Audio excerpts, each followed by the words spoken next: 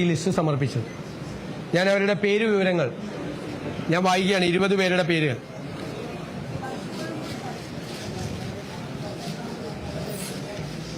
Shri PK Kunhalikutty, Shri Ramesh Chennithala, Shri Sunny Joseph, Shri K Muraleedharan, Shri Mons Joseph, Shri Shibu Baby John, Shri Anoop Jacob,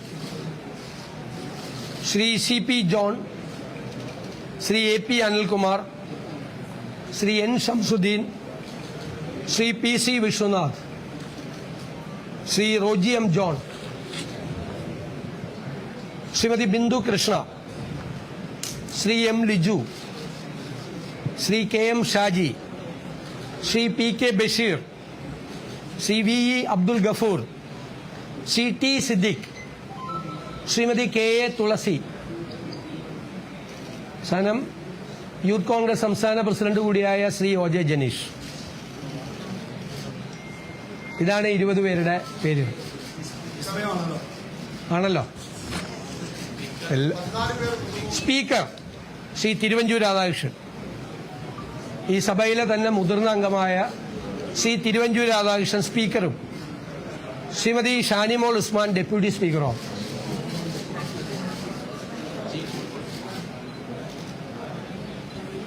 chief whip അത് കേരള കോൺഗ്രസിനാണ്. അദ്ദേഹം Shri PJ Joseph sir അത് പ്രഖ്യാപിക്കും.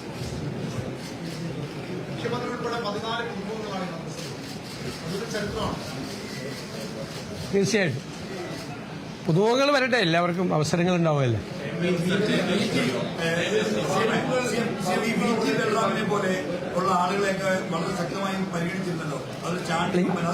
ഞാൻ പറഞ്ഞല്ലോ, ഇതിൻ്റെ അകത്ത് വരേണ്ട ചിലപ്പോൾ ഇതിൽ വന്ന പലരേക്കാളും അർഹതയുള്ള ആളുകളുണ്ട് പുറത്ത്.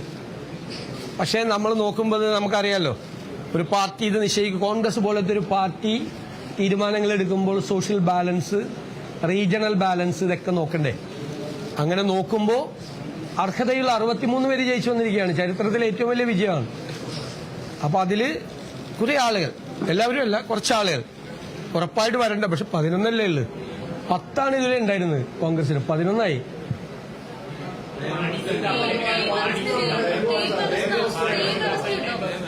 അത് പറയാം, പിന്നീട് പറയാം. ഇല്ല, അത് പറയാം, പിന്നീട് പറയാം. വകുപ്പുകളുടെ കാര്യം, വകുപ്പുകളെല്ലാം ഏകദേശം തീരുമാനമായിട്ടുണ്ട്. ചെറിയ ചെറിയ കറക്ഷൻസ് മാത്രമേ ഉള്ളൂ. ഘടകകക്ഷികൾ തമ്മിലുള്ളതും ഏകദേശം പൂർത്തിയായിട്ടുണ്ട്. കുറച്ച് കാര്യങ്ങൾ കൂടി നോക്കണം. അത് സാധാരണ അത് സത്യപ്രതിജ്ഞയ്ക്ക് ശേഷമാണ് ഗവർണർക്ക് സമർപ്പിക്കാറുള്ളത്. നാളെ അത് സമർപ്പിക്കും. സമർപ്പിച്ചു കഴിഞ്ഞാൽ ഗവർണറുടെ അപ്രൂവൽ കിട്ടിയാൽ അത് ഗവൺമെന്റ് പ്രസിൽ കൊടുത്ത് ഗസറ്റ് നോട്ടിഫിക്കേഷനായിട്ടാണ് വരുന്നത്. പ്രഖ്യാപിക്കാറില്ല. അതാണ് അതിന്റെ കൺവെൻഷൻ.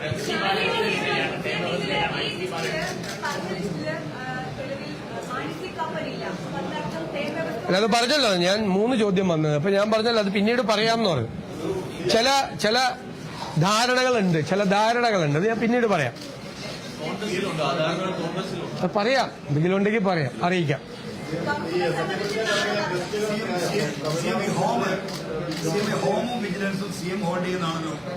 അല്ലല്ല, അതൊക്കെ പറയാന്നേ. അതൊക്കെ നിങ്ങൾ ഗസറ്റ് നോട്ടിഫിക്കേഷനിൽ അടുത്ത വിസ്മയങ്ങൾ നോക്കിയോ.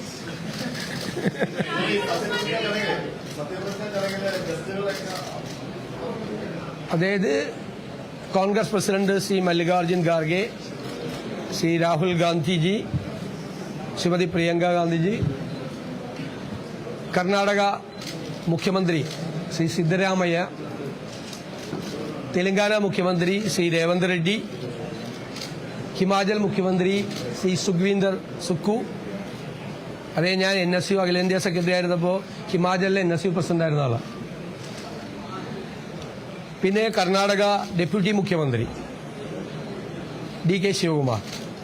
പിന്നെ അവിടെ നിന്നെല്ലാം നിരവധി മന്ത്രിമാരെല്ലാം വരുന്നുണ്ട്. അത് വരും, അത് വരട്ടെ, വരും, അദ്ദേഹം വരും, അത് വരും. ഇപ്പൊ അല്ല പിന്നീട് അല്ല ഇപ്പൊ അല്ല നാളെ പിന്നീട് പിന്നീട് നിരവധി മന്ത്രിമാർ വിവിധ സംസ്ഥാനങ്ങളിൽ നിന്ന് വരുന്നുണ്ട്. ബഹുമാനരായ പ്രതിപക്ഷ നേതാവ് ശ്രീ പിണറായി വിജയൻ അദ്ദേഹം ഉണ്ടാവും. BJP സംസ്ഥാന പ്രസിഡന്റ് ശ്രീ രാജീവ് ചന്ദ്രശേഖർ വരാമെന്ന് സമ്മതിച്ചിട്ടുണ്ട്. ശ്രീ ബിനോയ് വിശ്വം വരാമെന്ന് സമ്മതിച്ചിട്ടുണ്ട്. വിവിധ കക്ഷി നേതാക്കൾ ഉണ്ടാവും. ഏറ്റവും ബഹുമാനനായ ശ്രീ പാണക്കാട് സാദിഖ്